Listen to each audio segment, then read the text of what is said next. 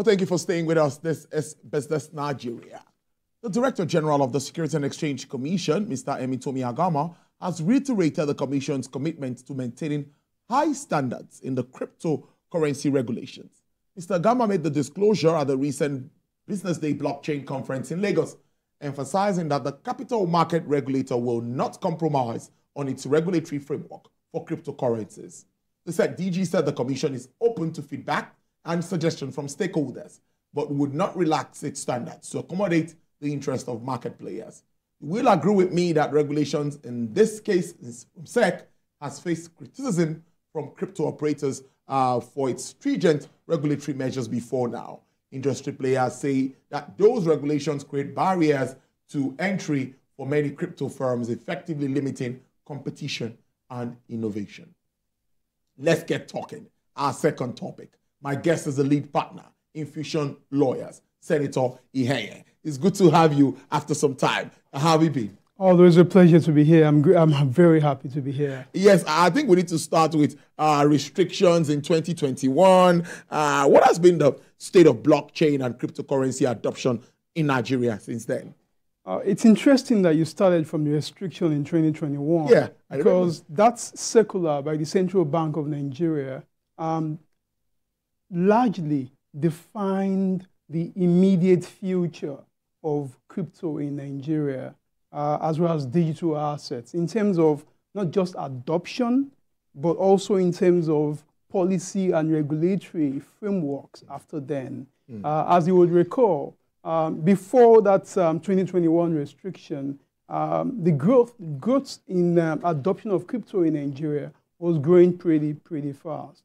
And essentially and understandably, I think the central bank got a little jittery about what effects that rate of adoption could have on the entire financial system. Yeah. And the best way it could react was to restrict cryptocurrency transactions in Nigerian banking and financial system, which is understandable. But unfortunately,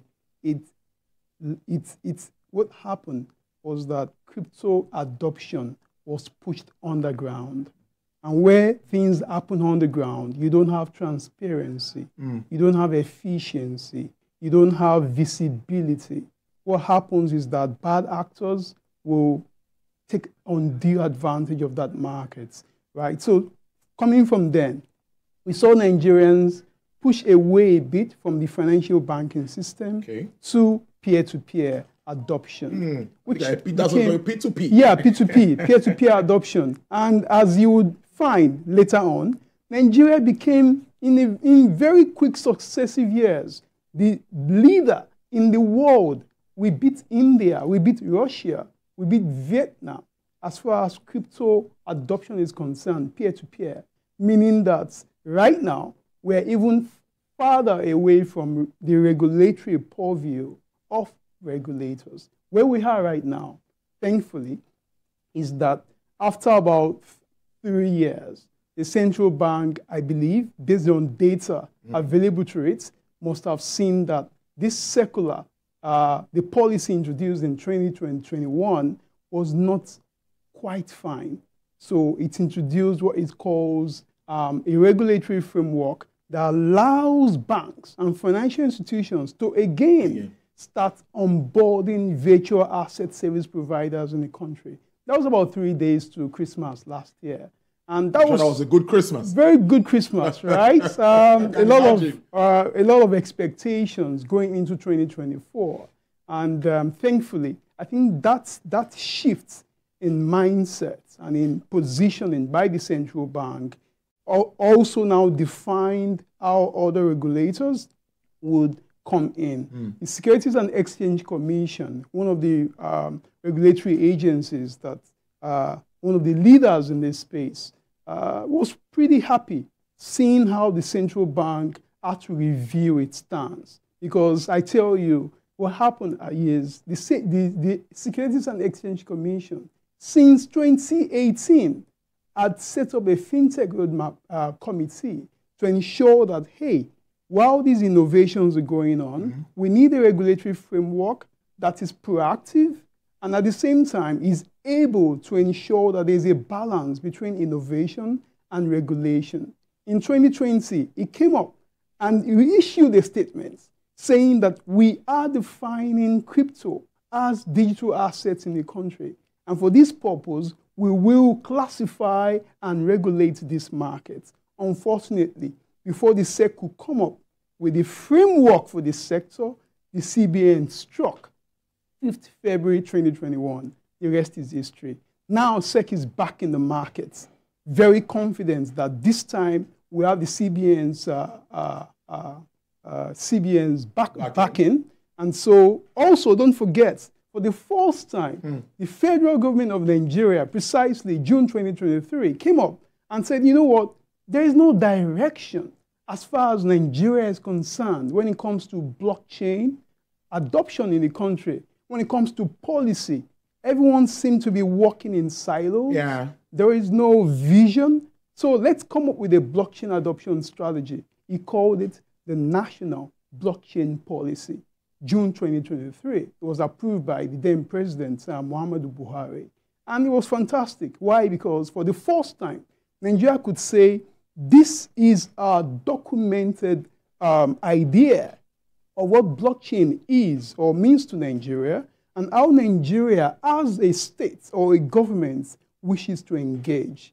Thankfully, we have things around innovation, policy, regulations, even blockchain education taken care of. It also sets up what is called a National Blockchain Steering and Implementation Committee, which we are so proud is chaired by a frontline industry player, Chimizie Chuta, who happens to be a vice chairman at the Blockchain Industry Coordinating Committee of Nigeria, BCOM. Wow. So it's been a journey, and I think that for the first time, Nigeria has a golden opportunity to redefine its position in the markets because we are leaders in these markets.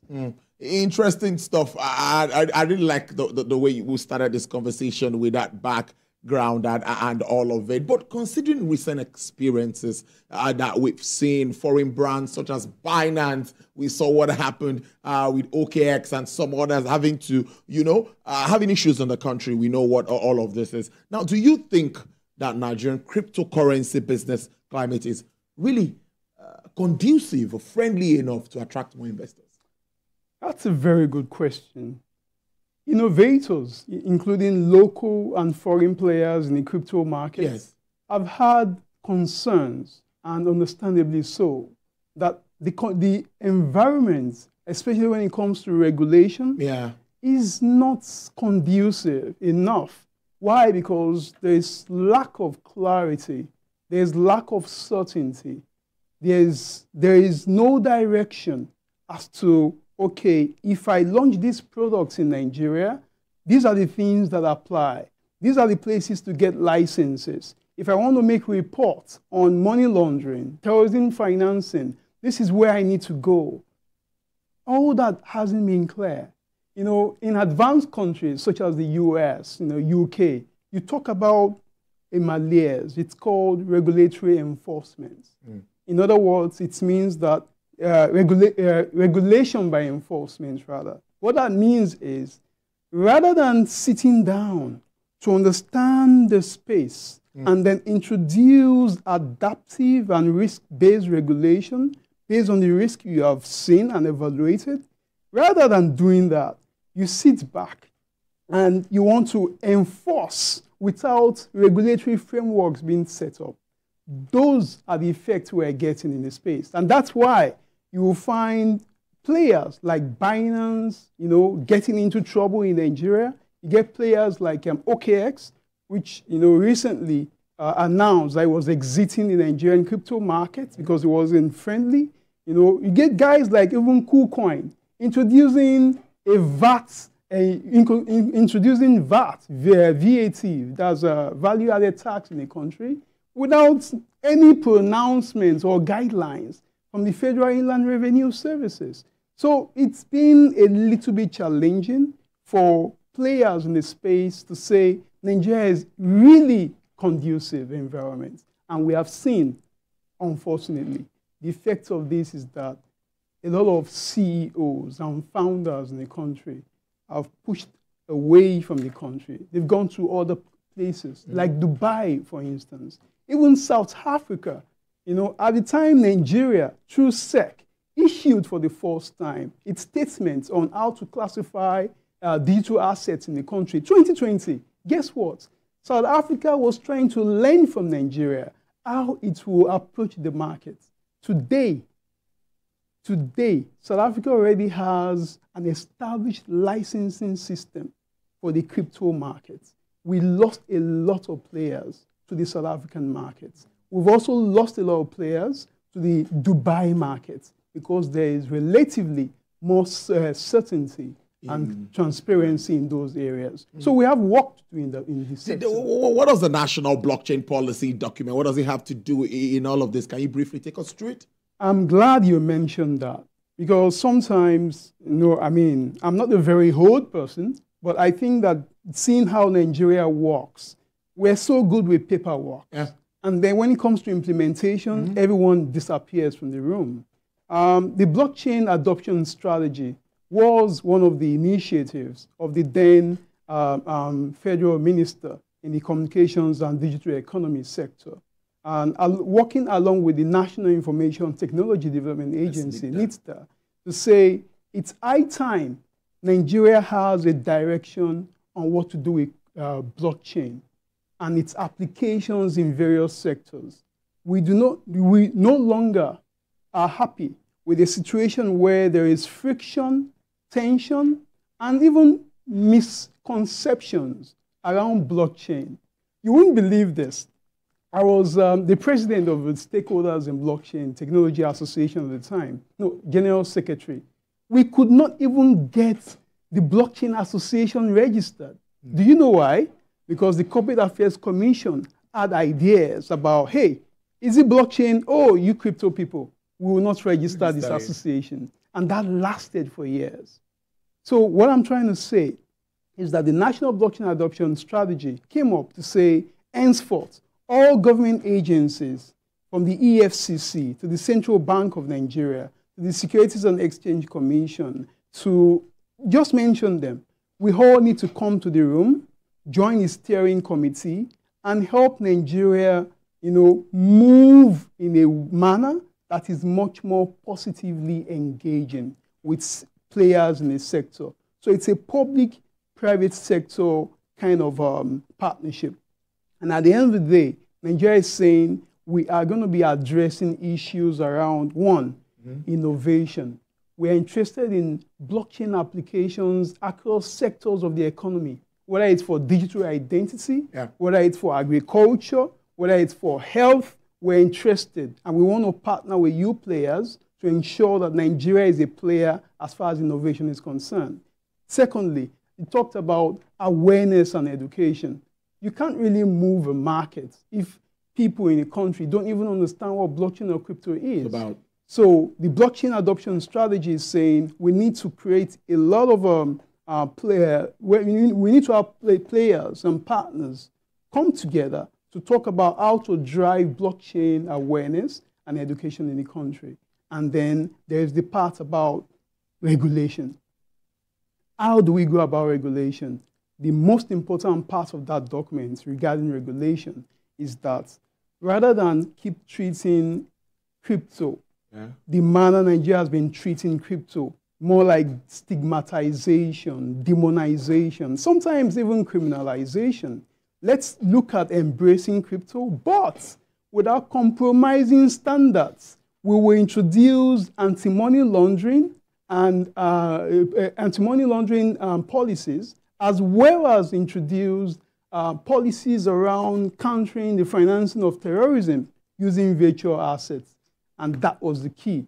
Really key, because at the end of the day, in 2022, precisely in May, what happened is that Nigeria, working with the National Assembly, for the first time, recognized virtual assets in the Money Laundering Act 2022, in the Terrorism Act 2022, for the first time.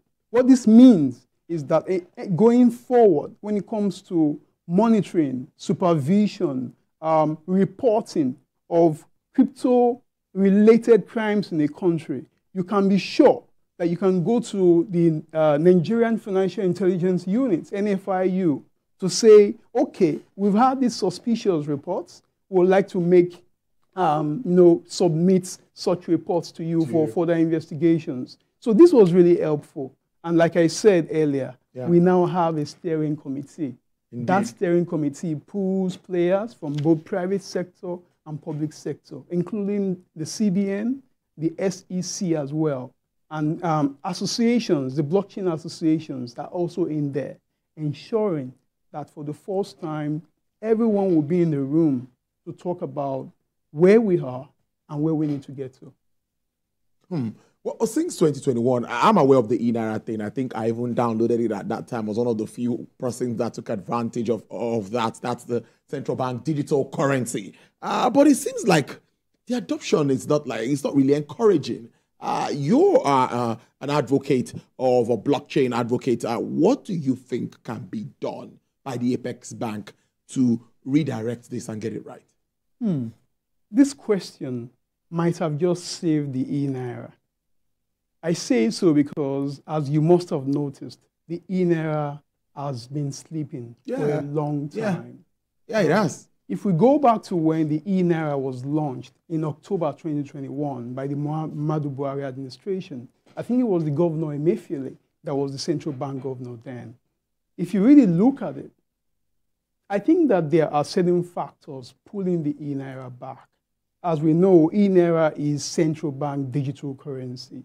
In other words, Nigeria is saying that we understand that we're now in a smart economy, in a digital economy. It's time to have our Naira, which is the ledger, right? Let's have our own legal tender. Let's have it become smarter by ensuring that you can use e-Naira for payments, for cross-border transactions, and all the rest of it. Beautiful stuff. But what has happened? I have to say this, two things. One, I think that, first of all, the purpose or the reason or the immediate issue that informed the introduction of the e-Naira was inherently questionable in the first place. The e-Naira rush was essentially about how do we stop people from going to Bitcoin, from going to Ethereum, rather than going to those privately issued cryptocurrencies. Let's bring them to a blockchain-supported digital currency that will be owned by the central bank. That was a little challenging because you already have people in millions. Today, they say more than 32 million Nigerians own cryptocurrencies. You're trying to divert all that number into e-Naira. It's not going to work like that. So that's one thing I see as one of the reasons why we're seeing a bit of slowness in adoption. Secondly, is this. I think that based on infrastructure, the central bank needs to open the cage and let the bird fly. How do I mean? e-Naira is a fantastic innovation, but the way it is structured right now as something that is wholly owned by the central bank, right? The central bank creates an e-Naira wallet, right? Which will require you and I to leave our bank apps and then move to an e-Naira wallet. I opened an e-Naira wallet long ago. I've never seen it since then because it doesn't serve any use to me. And I don't know how many people you've seen who say, give me your e-Naira wallet, I want to make a transfer. No. It doesn't happen. No. You know why? The central bank, and I hope the central bank is listening, they need to review the structure of the e-Naira and turn it from a retail e-Naira. It needs to be given to the banks and financial institutions. In other words, a bank should be able to say, central bank, I'm interested in the e-Naira. I will want to use the infrastructure. They use the API and market e-Naira to their customers, renaming it whatever they think. If I am Orange Bank PLC, I should be able to walk to the central bank and say, I need your e-Naira infrastructure. I want to introduce Orange Coin to my customers. So that you put it Exactly. So it's the same it's technology. It's opened up. But now it's opened up. It's decentralized. The beauty of blockchain is decentralization. You don't need blockchain if you want to centralize everything. Yeah. So you need to decentralize the CBDC in era. Once you give it to people who really need it, you're home and dry. You're home and dry. That's the in era. 1 minute. Time is really fast spent. What's your outlook? Where do you see the industry as we move on? Let's wrap up on that note in 1 minute, please. Yes. I think that the industry is in a fine place right now. Wow.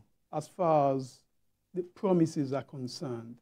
You know, just recently, the SEC introduced approvals in principle to some of the players in the space. It means that we now have an incubation system, whereby if you pass through that incubation system successfully, the end of the pipeline, you will be issued a license. So Nigeria has at least something that leads you to a license. That's fantastic.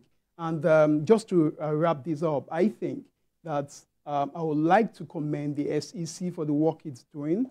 I would like to openly appeal to the federal government, the Ministry of Finance, as well as the Central Bank of Nigeria, to be a bit more supportive of the work that the SEC is doing. By the nature of virtual assets, we think that the SEC has a lot of role to play here. So it should get some leverage. Senator Ihe, you can go on and on when it's about crypto, but I must thank you so much for your time. Let me get a handshake. It's really good to see you. He's our lead partner of Infusion Lawyers. Thank you so much. Hope to have you in again. I'll be glad. All right, then. Well, it's time to talk markets.